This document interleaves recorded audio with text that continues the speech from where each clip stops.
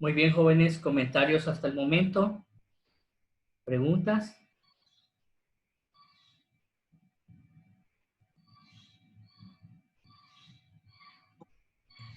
Por ahora no, doctor. Ok, entonces podemos seguir. Madre, Cuando hablamos de los modos de la familia, decimos que pueden tener todos esos componentes que nos dice usted. no, pueden ser ¿O qué? diferentes. No, cada familia va a tener su modo. Okay. Cada familia, miren, cada familia tiene su ciclo, tiene diferentes etapas. Puede ser que, vaya, se los pongo.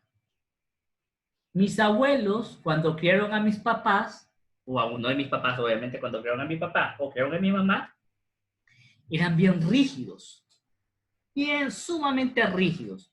Pero cuando llegué yo de nieto, se volvió permisiva. Mi abuela o mi abuelo. Entonces, cada familia tiene sus particularidades. Entonces, estamos hablando de modos de familia. Así como hay tipos de familia monoparental, homoparental, unipersonal, extensa o nuclear, así hay modos de familia. Cada familia puede tener un diferente modo. ¿Cuáles son los modos de familia? Rígida, sobreprotectora, centrada en los hijos, permisiva e inestable. ¿Cuáles son las características de una familia rígida? Pues los padres son cuadrados, son autoritarios, son rígidos, como dice la misma palabra. Podría ser de repente, esto se daba más en esos pueblos. De repente cuando, bueno, ¿qué tal las historias, verdad? Eso a mí no me consta porque no estoy tan viejo, aunque parezca. Cuenta la historia, por ejemplo, que de repente, para que yo tuviera novia en aquellos tiempos de antes, allá en el pueblo, yo tenía que dejar una carga de leña frente a la casa de los papás de la muchacha que me gustaba. Si los papás de esa muchacha recogían esa leña, significaba que me daban el visto bueno para pretender a la muchacha. Y los papás, o el papá o el abuelo, indicaba el día en que yo podía ver a la susodicha. Y no es que yo la miraba escondida o me la podía llevar a pasear, no. Yo tenía que llegar a la casa de repente el domingo de 3 a 4 de la tarde para platicar con ella. Y no me iba a encerrar al cuarto de ella o no me la iba a llevar a mi cuarto. No, yo llegaba a la casa de los papás y ahí en la sala, frente al abuelo, frente al papá, al patriarca, a la cabeza de la familia, yo platicaba con ella. Así de rígido. Podría ser una familia donde los padres son autoritarios, donde los padres son rígidos, cuando de repente les indican, por muy viejos que estén los hijos, qué ropa usar, qué hacer, qué no hacer, no se les permite crecer a estos hijos y a pesar de que no se les permite crecer, también se les exige como que si fueran adultos. Se le piensa en función de la inteligencia o pensamiento de un adulto. La familia sobreprotectora crea hijos infantiloides. Esto significa que estos padres que son sobreprotectores con sus hijos no van a dejar, por ejemplo, que salgan solos, que salgan con los compañeros. De repente se puede dar el caso de que los demás compañeros pueden ir al cine, mamá y papá no, porque les puede pasar algo, porque les pueden hacer daño. Entonces vas a ir al cine con tus compañeros, yo te voy a acompañar, yo voy a estar ahí con vos, no te preocupes.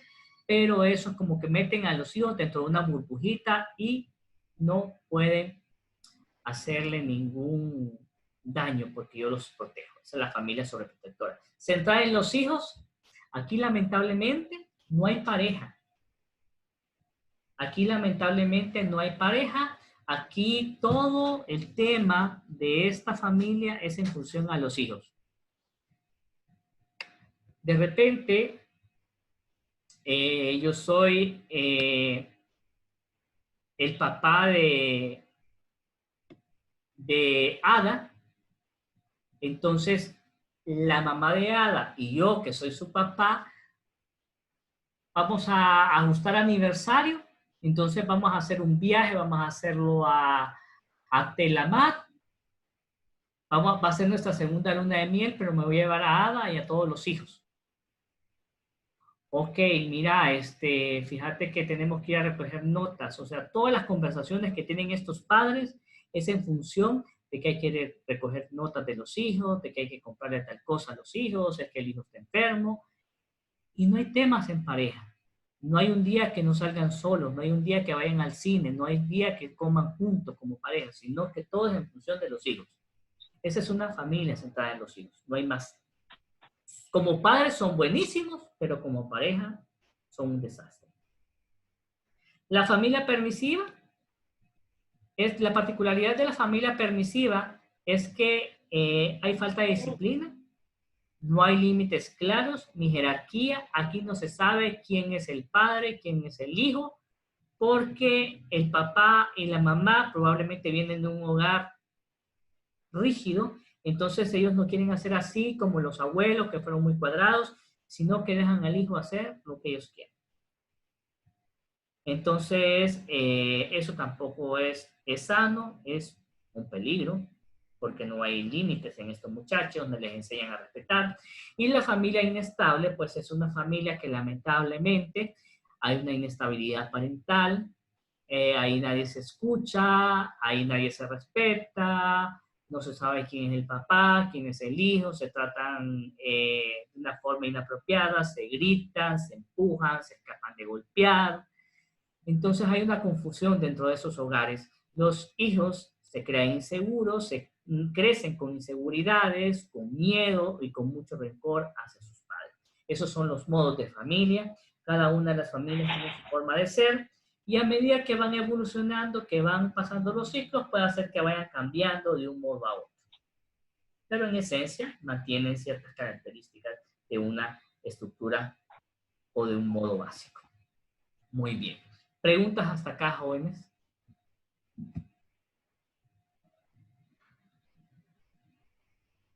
No, doctor. Ok, muy bien.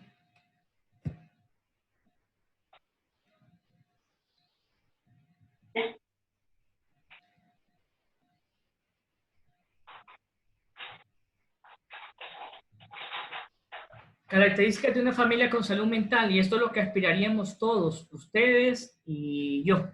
Esperaríamos tener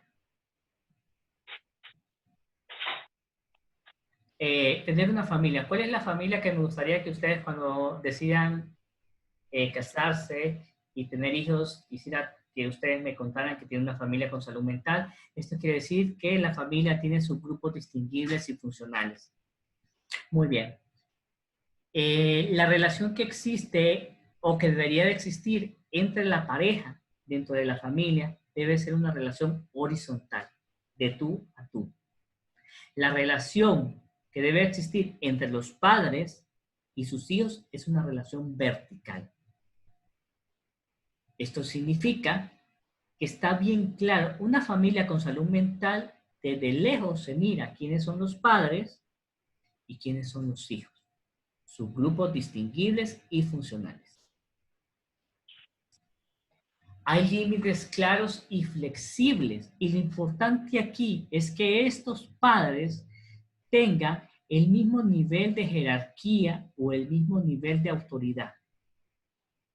De repente, hay familias en las cuales, por ejemplo, la mamá le dice a los hijos, ¿sabes qué, Brian? Hacer las tareas. No, mamá, no quiero hacer, o está viendo televisión, o está jugando pelota afuera. Brian, hacer la tarea. Mira, hacer la tarea porque yo le voy a decir a tu papá, espérate que venga tu papá. Yo le voy a poner la queja que vos no haces las tareas. ¿Cuál es el mensaje que esta mamá le está dando a su hijo? A ver quién me ayuda. Que ella no puede controlarlo, no tiene autoridad sobre él, sino que tiene que haber otra persona eh, como respaldándola a ella para que el niño haga caso. Exactamente. ¿Quién participó? Saúl Castillo. Gracias, Saúl. Correcto. Entonces, ¿Por qué este cipote? O sea, ¿por qué cuando llega la adolescencia no le hace caso a la mamá? Por eso que Porque la está mamá diciendo ya está Saúl. calificado como Porque desde figura de chiquito le autoridad. enseñó que el que tenía autoridad en la casa era papá. Y si papá se va, o si papá se muere, ¿qué va a pasar? No hay nadie que ejerza esa autoridad. Entonces, lamentablemente, estas familias no tienen jerarquía y no tienen límites claros y flexibles en cuanto a sus funciones. Entonces, se debe definir claramente el poder y la jerarquía. ¿Qué es lo que yo les explico a ustedes? Que papá y mamá tienen que crear un equipo parental. Paola, digamos que Paola pide permiso, yo soy su papá y su mamá está aquí al par mío, viene Paola y me dice, tiene como 10 añitos y quiere ir al cine con las amiguitas del colegio. Ok. ¿Qué es lo que normalmente sucede en algunas familias? A ver, cuando toca pedir permiso a los papás, ¿cómo hacen ustedes?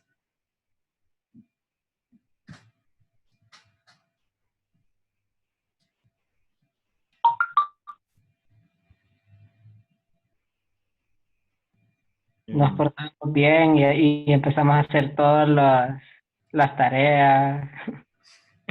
¿Quién habla ahí?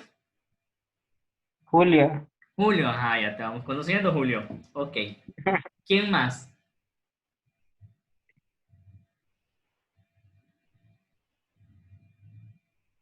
Nadie más, o nadie quiere contar sus...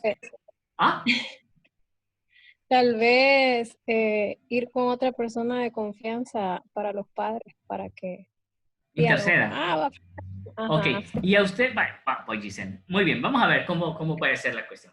Ok, a veces necesitamos, como dice Giselle, necesitamos alguien que sirva de enlace, porque no tenemos mucha confianza en nuestro papá o no le tenemos confianza a nuestra mamá. A veces es con el papá que no se tiene mucha confianza porque él se mira más serio, es más externo porque trabaja muchas horas.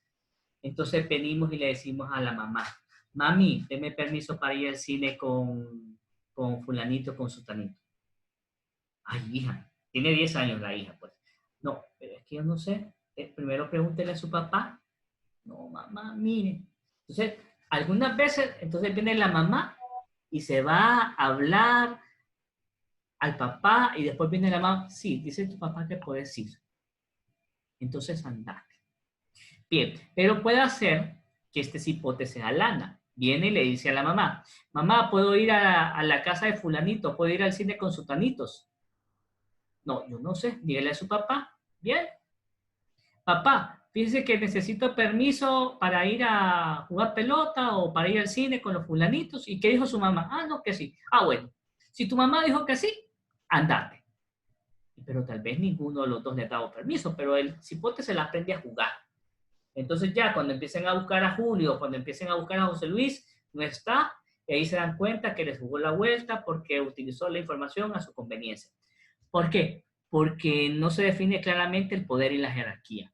O de repente somos también lanas como hijos y sabemos que papá y mamá tienen conflictos entre ellos y nos acomodamos de acuerdo a donde nos conviene, a qué lado de la balanza nos vamos a dirigir de acuerdo a nuestra conveniencia. Una familia con salud mental, además de tener límites claros y flexibles y de demostrar que ambos padres tienen el poder y la jerarquía, debe tener un clima de afecto y de aceptación. Eso es importante. Y por último, deben de crearse vínculos profundos entre los miembros de la familia. Esas son las características de salud mental. ¿Preguntas hasta ahorita, jóvenes? ¿Cuál sería el patrón correcto, doctor, en ese caso del permiso si fuera una familia funcional como tal? Ok, tendríamos que crear ese equipo parental, como yo les mencionaba. Vaya pues, venga, ¿quién me habló ahorita? ¿Nombre? Saúl. Saúl, nuevamente Saúl. Bueno, Saúl, yo soy tu papá, aquí está tu mamá al par. Vamos a ver, ¿qué es lo que nos tienes que decir? ¿Cuál es el permiso que querés solicitarnos? Entonces viene Saúl, expone los permisos, y yo no me pongo como papá delante de Julio a estarme palabreando con mi señora. Pero es que fíjate que porque Julio va a ser astuto, pero mire mamá, ay mamá, mire, no se deje, mire papá, como le dice mi mamá, entonces ahí va poniendo como a pelear a los padres. No, entonces ya que Julio nos vino a decir cuál es el permiso que quiere, le decimos a Julio, Julio, puedes retirarte, andate para la sala o andate para tu cuarto, y aquí mamá y yo nos ponemos a platicar y a decidir qué decisión vamos a tomar, los pros y los contras, o lo que le vamos a pedir a cambio para que él salga al cine. Cuando hayamos tomado una decisión, llamamos a Julio y le decimos, Julio, venga para acá. Hemos decidido, su papá y yo, tal cosa. Y usted puede ir al cine, pero la tanda de las 9, regresar a la 1 de la mañana sin ningún problema. Pero ya se le da las instrucciones como equipo. ¿Cuál es el mensaje que le estamos dando a nuestros hijos cuando trabajamos en equipo?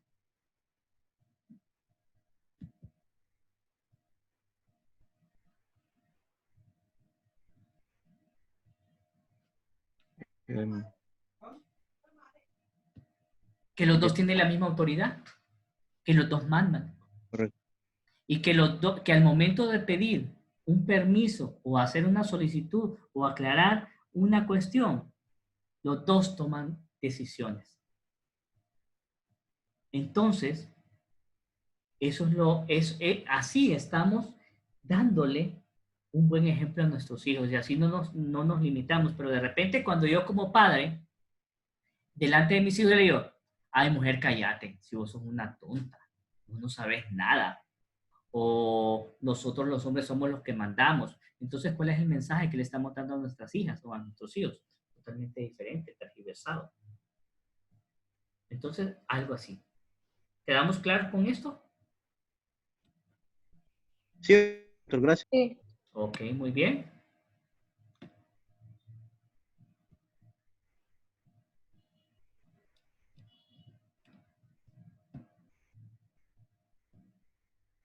Ciclo vital de la familia. ¿Ustedes vieron la película Up? La del viejito y el scout. ¿Tuvieron la oportunidad de verla? Sí, doctor. Sí, doctor. Ok. En los primeros 5 minutos de la película vemos el ciclo vital de la familia. Todas las familias pasan por la etapa del abandono del hogar. El casado casa quiere. Para poder yo formar una pareja debo de desprenderme de mi familia de origen y debo de entender que yo no voy a crear una familia clon de la familia de origen. Yo voy a crear una nueva versión porque yo no me caso solamente con Cecilia. Me caso con los papás de Cecilia, con los abuelos de Cecilia, con la familia de Cecilia, con sus creencias, con sus rituales, con sus platos de comida, su forma de cocinar, su forma de interactuar. Y eso debo tenerlo bien claro, formar una pareja. Tengo que tomar decisiones en pareja. Después, otra etapa es con el primer embarazo y el parto de cada uno de los hijos. Después, otra etapa, la etapa de niños pequeños, de hijos adolescentes, de hijos adultos, del nido vacío y de la muerte de uno de los miembros. Y por último, la muerte del padre que sobrevivía. Ese es el ciclo vital de la familia. Aquí tenemos las tareas según fases del ciclo vital familiar. Y jóvenes, sí yo les recomiendo que le tomen fotografía porque esta de cajón viene en el examen.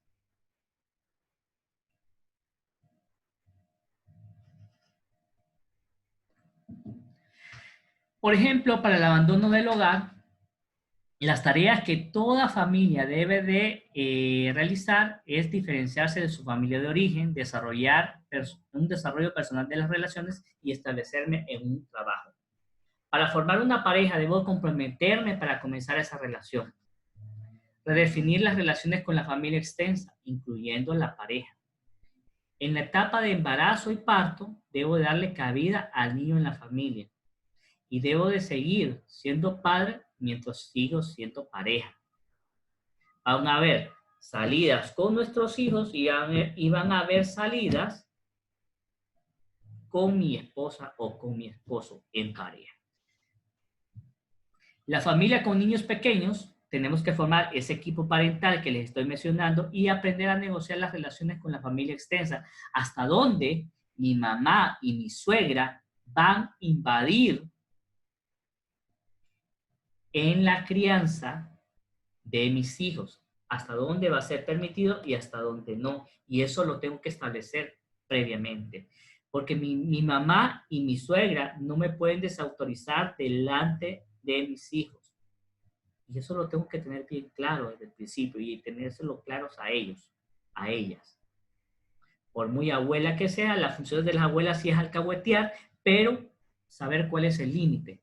No es que yo no le estoy dando permiso para que se vaya, tiene 12 años y yo no le doy permiso para que se vaya a dormir allá en la casa en Ojojona, en la casa de un amigo allá en Ojojona, pero mi mamá viene o mi suegra viene y le dice al hijo que sí y se va. Me está desautorizando a mí, que soy su padre. Familia con adolescentes. Aprender a modificar la relación padre-hijo, permitiendo al adolescente moverse dentro y fuera del sistema familiar.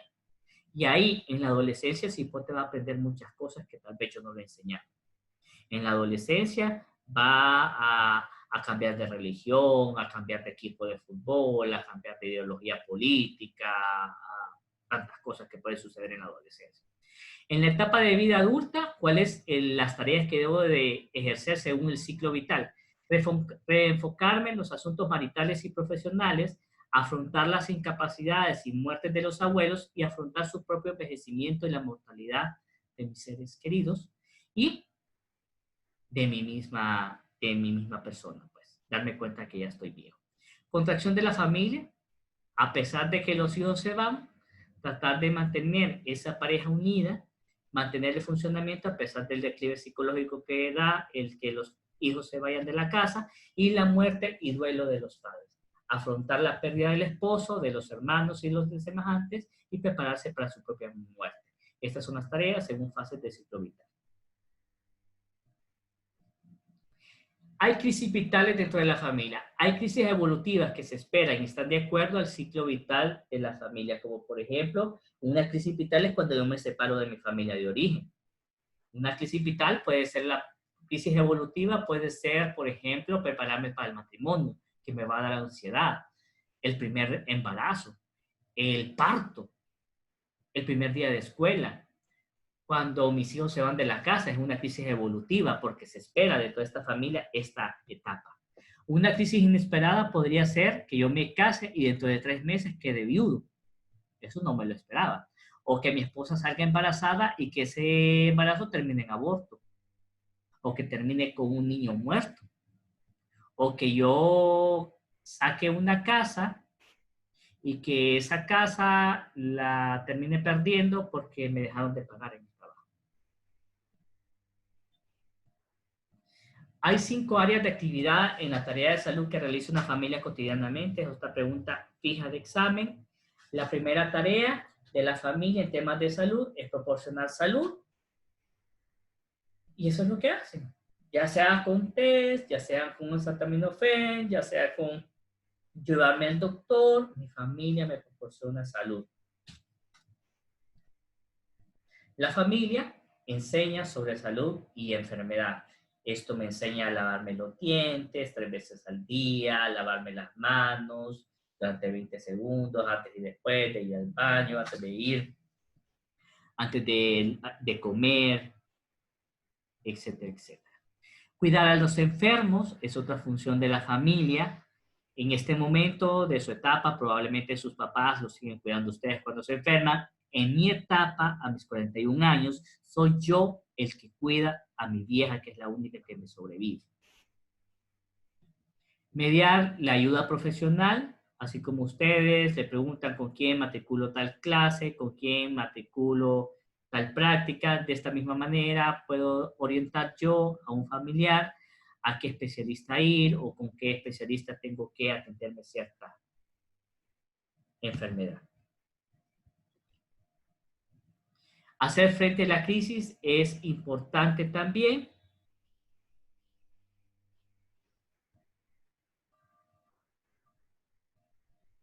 Es es en ese momento en que realmente se reconoce qué tan fuerte o qué tan débil es una familia durante la crisis. Bien. Rol de la familia en la salud mental y enfermedad. ¿Cuál es la tarea de la familia? Proporcionar personas saludables, un ambiente seguro y emocionalmente estable. Esa es una de las funciones de la familia. ¿Y cómo va a percibir la familia una determinada enfermedad o cómo va a afrontar una determinada enfermedad? Dependerá el curso y rehabilitación de la enfermedad. Hay familias que se unen cuando de repente un miembro de la familia aparece con una enfermedad grave como cáncer, como problemas renales, todos se unen y todos ponen su granito de arena para poder ayudarle económicamente o emocionalmente a este familiar, pero de repente puede hacer que una vez que fallezca este ser querido que los unía, cada quien agarre por su lado. Una enfermedad puede fortalecer o debilitar a la familia de acuerdo a su estructura que tenían antes. Para la salud mental, la familia como causante de la salud y enfermedad, para la salud mental y emocional del niño, es bien importante, es crucial el cariño y la estimulación materna. Por ahí hay una teoría que habla que los disociales o antisociales tienen dificultades en la relación con la madre. La falta de cuidados familiares produce carencias importantes y desajustes en los niños. O sea, ahí la importancia. ¿Dónde comienza ¿En qué etapa de la vida comienza la salud mental? Jóvenes, yo les diría en la niñez. Si nosotros supiéramos lo importante que es tratar bien a un niño, decirle palabras llenas de amor, llenas de valor, aumentarle la autoestima al niño desde esa época, desde el vientre de su madre, desde los primeros años de vida, tendríamos personas adultas mucho más sanas. En cambio, el aislamiento familiar de las personas con discapacidad o los ancianos puede provocar desde depresiones hasta un abandono físico y la muerte. Bien. Las relaciones de los profesionales con las familias son importantes, claro que sí, porque con la familia nosotros podemos realizar alianzas terapéuticas, principalmente en el tema de psiquiatría. Los parientes, los familiares se convierten en los ojos, en nuestros ojos y en nuestros oídos para escuchar y ver al paciente. Nuestro trabajo debe de consistir en brindar cuidados a la familia, orientarlos, brindarles psicoeducación, orientarlos en cuanto a qué padece su pariente, cuál es el tratamiento, cómo deben de indicárselo, cuáles son los síntomas de alarma, etcétera, etcétera. Debemos de informar y dar tanto apoyo técnico como apoyo emocional a esta familia para que puedan salir adelante pese a la enfermedad del paciente. Tanto el paciente como las familias necesitan ser escuchadas, escuchar las situaciones y las necesidades y en la medida de lo posible poder colaborar en apoyarlos y fortalecer las capacidades de la familia atenuando sus disfunciones y facilitar el desarrollo humano de cada uno de sus miembros. Y esto es el tema del día de hoy, jóvenes, en el tema de la relación con la familia. No sé si tienen preguntas o comentarios.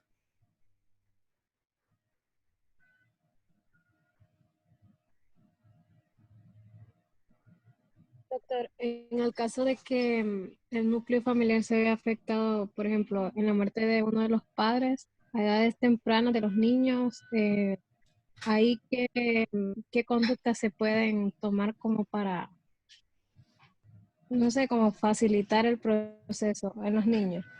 Vamos a ver, ¿en qué aspecto? Miren, los niños antes de los 6 años no tienen concepto de muerte. Antes de esa edad no entienden qué fue lo que sucedió. Es después de los 6, 7 años en los cuales ellos ya se dan cuenta que la muerte es algo inevitable y que no podemos traer de vuelta a nuestros seres queridos.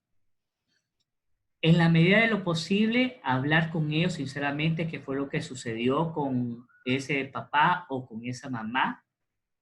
No crearle fantasías como, por ejemplo, que está en el cielo o que está en una nube porque hace mucho tiempo se dio un caso de un niño que se deprimió porque le dijeron que la abuelita estaba en el cielo, estaba en las nubes, y él, en el primer viaje que él hizo en avión, lo que andaba buscando era a su abuela porque la quería ver en medio de las nubes, y se puso triste cuando se dio cuenta que no era cierto. Darle la oportunidad de que ellos se expresen. ¿Y de qué forma se pueden expresar? Se pueden expresar a través de los dibujos, porque ellos tal vez no tienen esa capacidad de verbalizar sus emociones, pero sí permitirles que dibujen lo que están sintiendo, dibujen cosas, o que puedan escribirle una carta a su ser querido que ya no está. Y esa carta se la pueden ir a dejar al cementerio, o se la pueden dejar, o se la pueden mandar en un globo al cielo de una forma simbólica, pero sin tratar de engañar a los niños. Tratar de hablarles a los hijos positivamente, porque independientemente de que el hombre que lo engendró sea buena o mala persona, él sigue siendo padre. Entonces todos tenemos un concepto de un padre y de una madre. Por muy mala que sea esa persona, sigue teniendo esa imagen.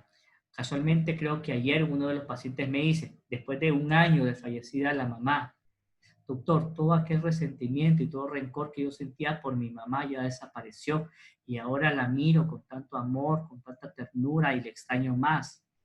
Claro, porque ya esa figura materna fallecida ya se le desvistió, se le quitó la vestidura de la humanidad, de todos los defectos y de todas las malas cosas que pudo hacer en vida esta señora y se quedó solo con la imagen psicológica de lo que es una madre. No sé si me supe dar a entender o es así como usted lo pensaba plantear. Sí, así es. Gracias, doctor. Ok, muy bien. ¿Alguien más? Doctor, una pregunta. Ándeme.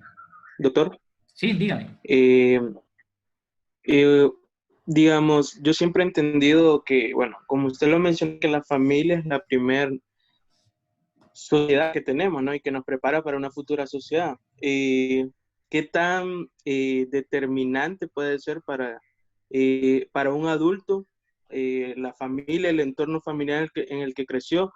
Lo pregunto pensando en romper moldes de familias negativas, ¿no?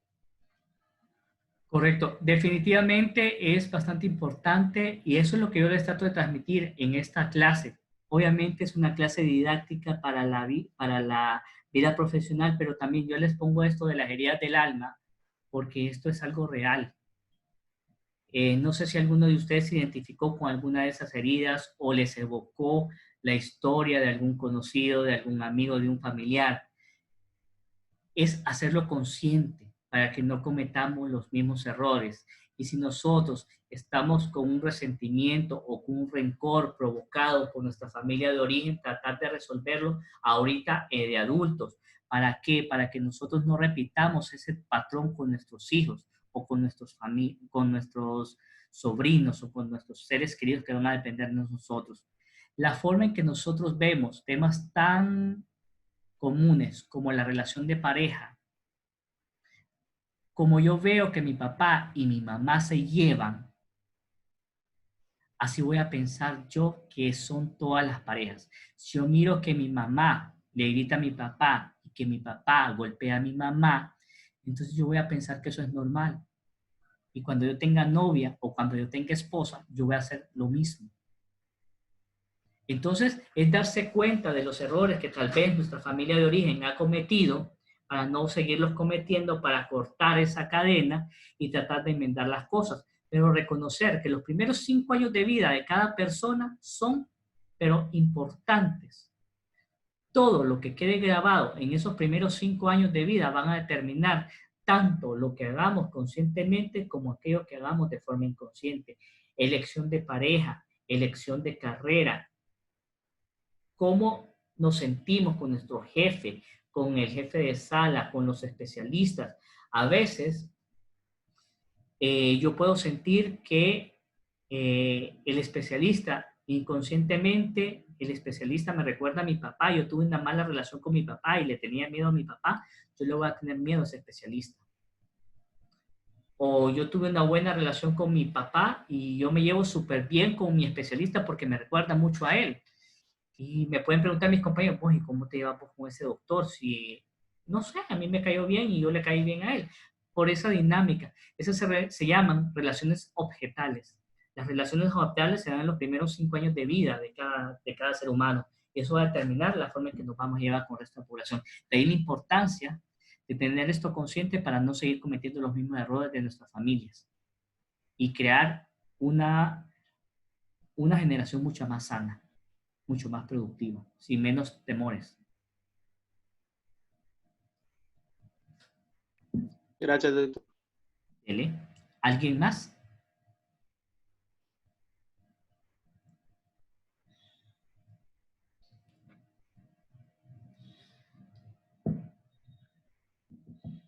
Bien, si no hay nada más, nos desconectamos por el día de hoy. Nos conectamos, si Dios así lo permite, el próximo martes, siempre a la 1 de la tarde. Les mando el enlace.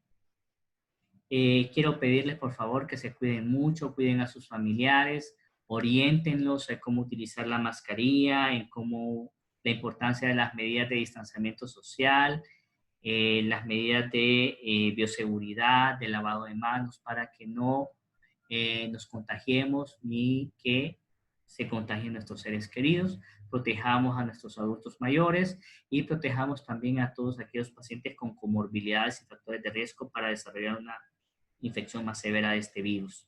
Cuídense, muchachos, me da gusto saber que están bien, que se pudieron conectar y pues seguimos en contacto.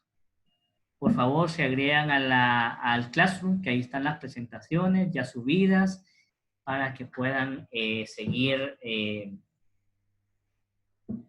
leyendo y escuchando las ponencias. Así que les deseo que pasen un buen fin de semana en la medida de lo posible y que se cuiden bastante. Sí, doctor, muchas gracias, igualmente. Muchas gracias, doctor. Dele, cuídense. Un gusto.